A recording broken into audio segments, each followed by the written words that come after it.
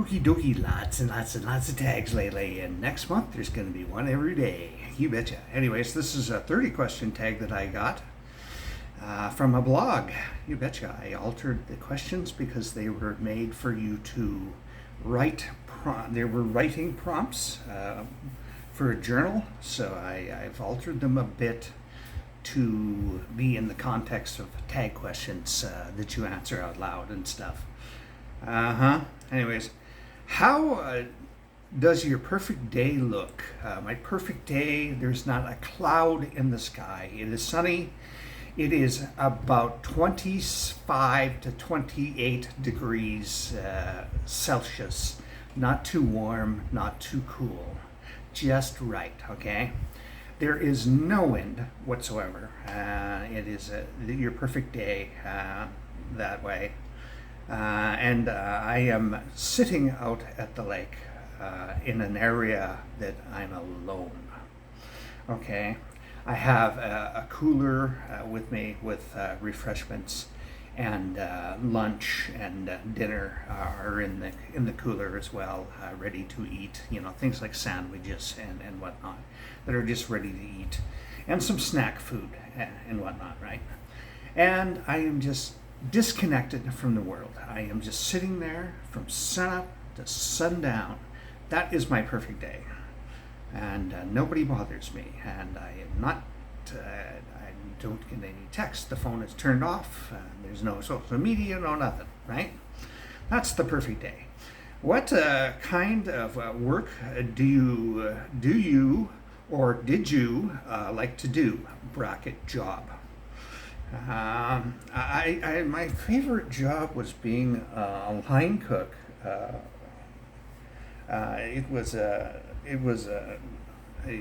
fun job. I enjoyed it a lot.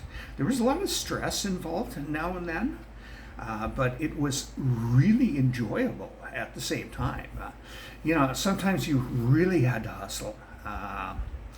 If we had there was a banquet hall and a restaurant there, and if there was like 300 people in the banquet hall, we had to cook for 300 people at the same time, and we had to do the stuff for the restaurant as well. We would generally cook on off hours though, so there wouldn't be many people in the restaurant while we were cooking for the buffets. We wouldn't cook at peak hours, obviously, for an obvious reason. You just wouldn't be able to keep up. But yeah, it was nice. And then we had to plate the food for the serving staff. So you would plate up to 300 meals in half an hour, and away you go, right? There was one day there was 3 people on the other side and only me on my side, so I had to plate 150 plates myself in half an hour, and I did it, and they all looked fabulous. Yeah. Anyways, this is gonna be a long tag. We're already at 3 minutes. Are you religious or spiritual? If so, in what way? Yeah, I believe there is a higher power out there, maybe even more than one higher power. There might be a plethora of gods out there. I believe that there are spirits that visit us when we are in need of comfort. I think they if you're connected to that thing, the spirits will help you with your life like that. They're not going to solve your problems, I don't think, but I think they will boost your mood and keep you from doing stupid things. Even though I obviously don't listen to the spirits all the time. So yeah. Anyways, yeah, I believe there's ways of connecting with the spirit world and whatnot, and getting energy from them and whatnot. So yeah. What do you have to give to the world? I have my art and I have my kindness.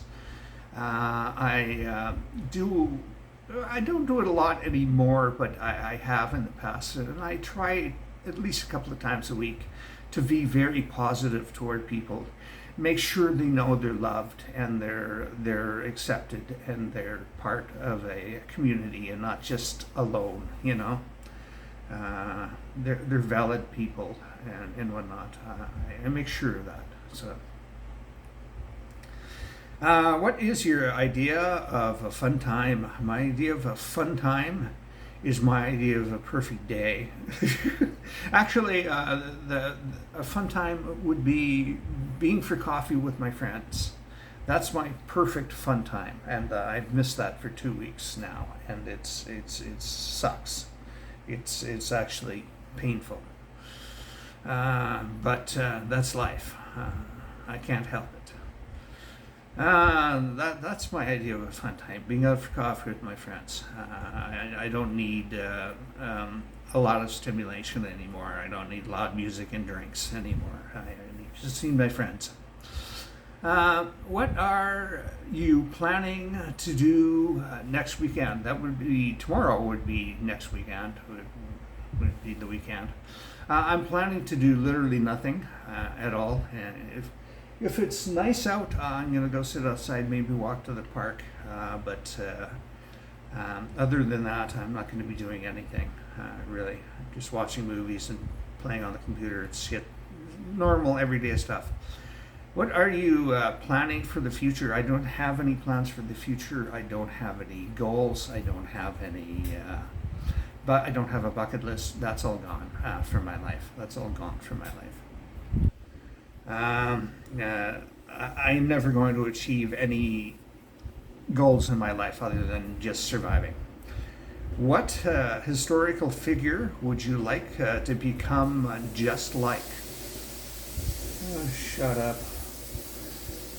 My coffee pot boiling over. Anyways, I'm going to have to say... I can never remember this guy's name. Oscar Wilde. I'm going to have to say Oscar Wilde. I got to pause you. Alrighty, I rescued my coffee. Here we go. The longest tag in history, part 2. I'm only on question 9. What do you fear the most about the future? Being completely screwed and having to live in a care home. If I hear the diagnosis of stage 4 cancer, I'm gone. I'm signing the forms and being put down.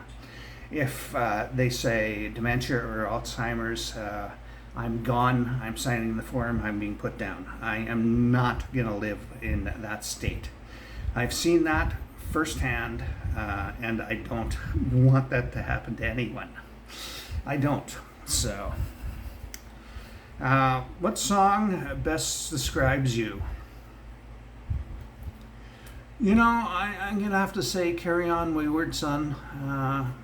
Is that?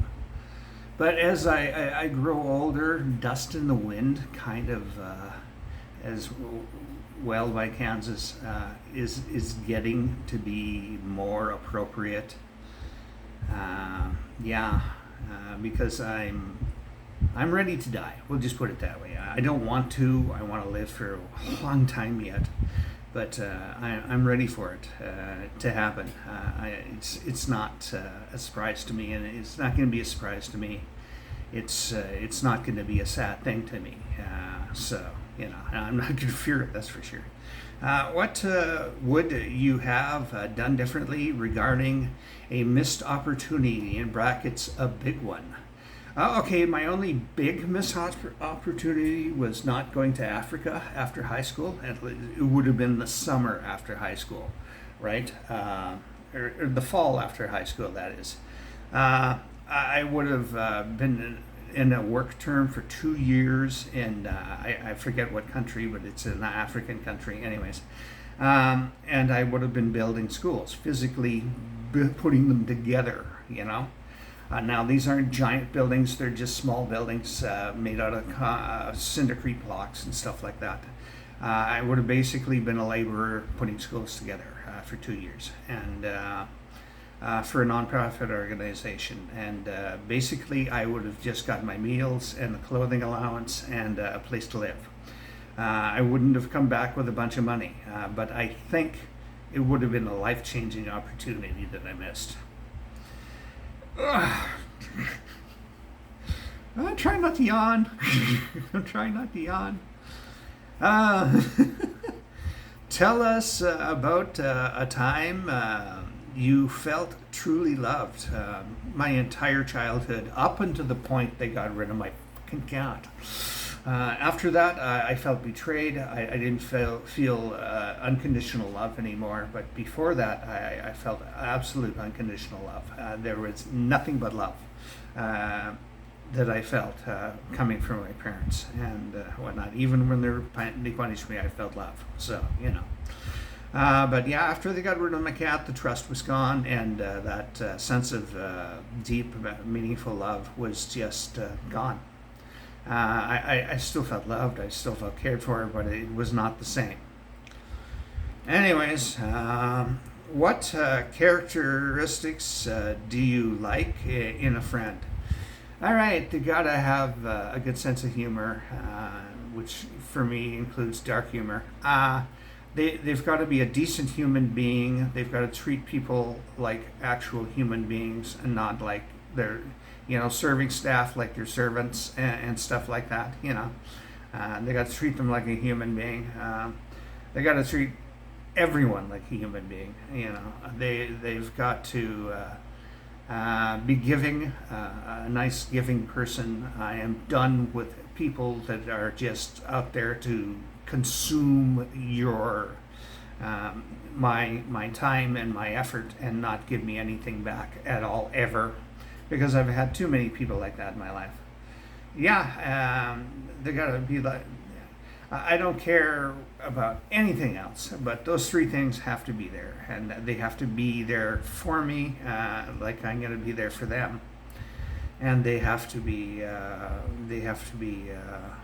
honest. They have to be honest, not lying sacks of crap. Anyways, do you get bored when you spend the day alone? Sometimes, but most of the time I don't. Most of the time I'm not bored because I'm watching TV, I'm watching movies, I'm doing things on the computer, I'm sorting things out, I'm doing puzzles, I'm doing challenges. I'm always busy. It's very rarely that I just don't want to do anything and I sit here and be bored. And there's just, that's rare. Jesus is long. Anyways, do you remember do you remember to tell people who are important to you how much they mean to you? Yes, I do. I try to do that about once a week to make sure people know I care. When you get good news, do you tell people about it? Yes, I do. And when I get bad news, I tell people about it. I tell people about everything. I'm what some people call an oversharer. Because I share everything about my life on social media, basically everything. But most of the people I know are like that. They'll share a lot. So yeah, I'm probably the one in my group that does it the most, though. I like literally everything. Do you cheer yourself up when you're down? Yes, I do. I do things to get out of a funky mood. Now, that's when I'm sad. But when I'm depressed, all I can do is distract from being the depression from getting worse. There is no way to get out of it. It has to go away on its own. You can't fight it. You can't face it. None of that stuff works in reality. And if it did for you, you weren't depressed. You weren't. So, you can distract, though, and you can keep busy, and you can keep from it getting worse, basically. And it can get worse, trust me. Do you ask for help when you're overwhelmed? Oh, hell yes. I sometimes don't get it, but I do ask. How do you respond to compliments? Usually I say thank you. I respond politely and kindly. I don't let it go to my head and I'm like, yeah, damn right, you know. I don't do that. That's not me, you know. I'm pretty chill about it. When you think you are not getting what you deserve, do you speak up? Yes, yes, I do. See my blog. You will see. I'm quite slathing about it at times. Anyways, how does it feel when you have to say no to somebody's request? It hurts because I want to help. Damn it, I do. I want to help. I want to do things for people when I can, and when I have to say no, I can't do that. It hurts. And there are people that if they ask me something, I'm going to say no automatically. Doesn't matter if I can do it or not because they have never done anything for me. And they keep asking me for shit and they will not do anything for me. There are people in my life that are like that. I do not call them friends. They're just people I know. Anyways, do you think your friends see you as a good person? Oh, hell yes. Yes, I do. Do you express gratitude? Yes, yes, I do. That is very tied into another question. But anyways, it's almost a repeat question. Does reward or consequence drive you more? Reward. Consequence doesn't really drive me that hard, because I've done a lot of things that I knew were going to be super bad for me and going to hurt me, and I did them anyways. So. You know, reward is basically a motivator, not consequence. Do you enjoy learning? Yes, I do. If so, what do you do to keep learning new things? Tutorials mostly. I do tutorials on how to do things on online and stuff like that. I read papers now and then. I'm one of those weirdos that if I want to see something about a topic and it's scientific, I will read a paper or two or three, and I will spend a lot of time doing that at times. Anyways, yeah, reading, just reading. I haven't actually sat here and read a book in ages, though I should. Because I bought a bunch recently, and I should read them. Anyways, how did your relationship with your parents impact your views of love and relationships? They made me too trusting, I think, because they trusted me and I trusted them mostly. That implicit trust was gone, like I said, after the cat incident, which I won't go into because it's just too long. So I trust way too easy. I give people love and concern way too easy. They turned me into a very empathetic person, and it's a bother at times, but yeah. I think their relationship with me impacted me very positively as how I relate to others. When was the last time you gave up on a goal? Why did you give up on it? I think about 5-6 years ago, I gave up on the last thing on my bucket list because I'm never going to be healthy enough to do it again. That time in my life has passed. It's over. I'm just not going to be healthy enough to do a long trip, and it's gone. So yeah.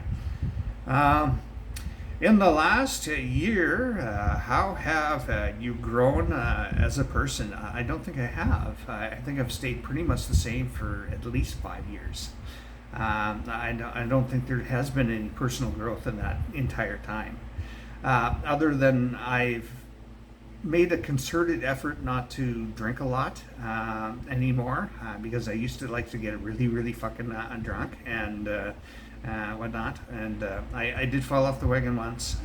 It's since January. This is October. No, this is September. Sorry. And yeah, I did fall off the wagon once, but I made a huge effort to be good about it. When you are having a rough a tough conversation, that is,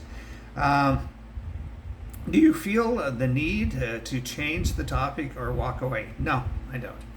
But if the person is being a dick, if they just want to argue, I'm not going to argue with anyone. I will debate you, but I'm not going to argue because arguing has a malice to it, and I'm not going to put up with that shit. I'm not. If you're just going to be a negative Nelly and be a prick about it, and you can express your side, you can express your views, you can express your feelings, but if you're going to be a jerk, I'm gone. But if it's a tough topic, I will still talk about it. If it's some, even, you know, I've talked about personal trauma in my life to people, and I didn't hold back. I didn't hold anything back. And if you can do that, if you can talk about sexual abuse as a child, in my case from a youth pastor, you can pretty much talk about anything. So, you know, I don't shy away from tough conversations. Do you apologize when it's your fault? When it's not? Let's do this again. Do you apologize when it's not your fault just to keep the peace? Yes, I have done that. I've done it a bunch of times, and I probably shouldn't, but I have. Yeah.